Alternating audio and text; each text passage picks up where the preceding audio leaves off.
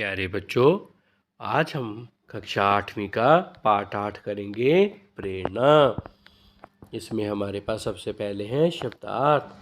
संकेत, संकेत का होगा इशारा, पारखी परखने वाला, अनसुनी ध्यान न देना, चेष्टा कोशिश, अंतर्गत भीतर समाया हुआ, अपनापन आत्मीयता, दयनीय अवस्था दीनहीन हालत। अब हमारे पास कुछ प्रश्न उत्तर हैं, जैसे लड़के और उसकी बहन का क्या नाम था। लड़के का नाम मनीष और उसकी बहन का नाम सीमा था। मनीष क्या बेचकर अपना जीवन बसर कर रहा था।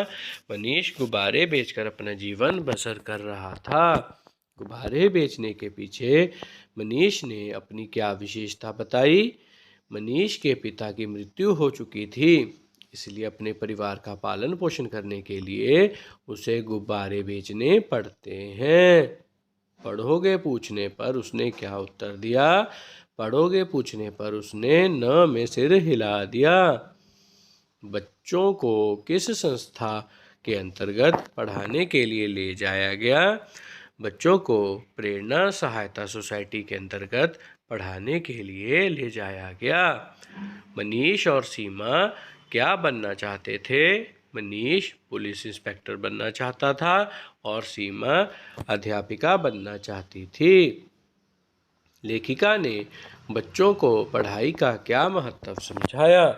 लेखिका ने बच्चों को पढ़ाई का महत्व समझाते हुए कहा कि अगर नहीं पढ़ोगे तो उनका बचपन, जवानी, बुढ़ापे का सारा समय इसी तरह निकल जाएगा। नौकरी, एक घर, अच्छे कपड़े, यह केवल पढ़ लिख कर ही संभव हो सकता है।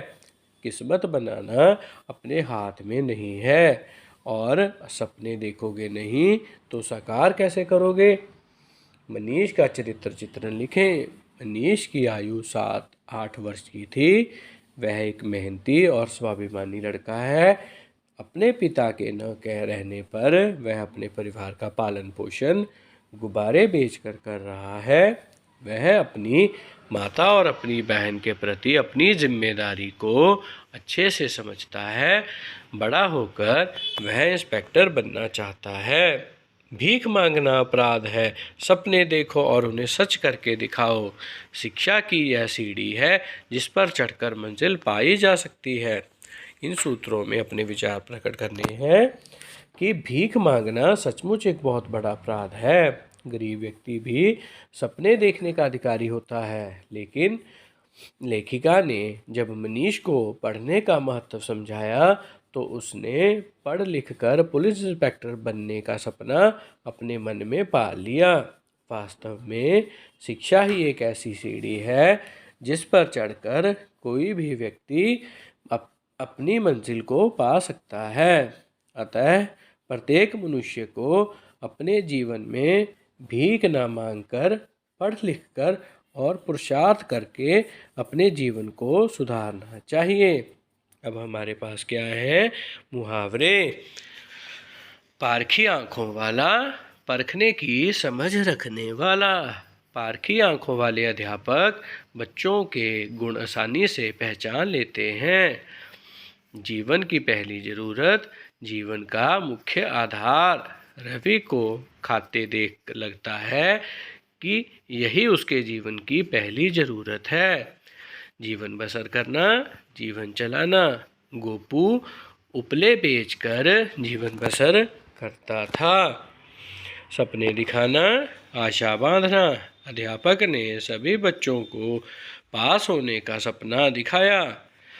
हरी झंडी मिलना, आज्ञा मिलना।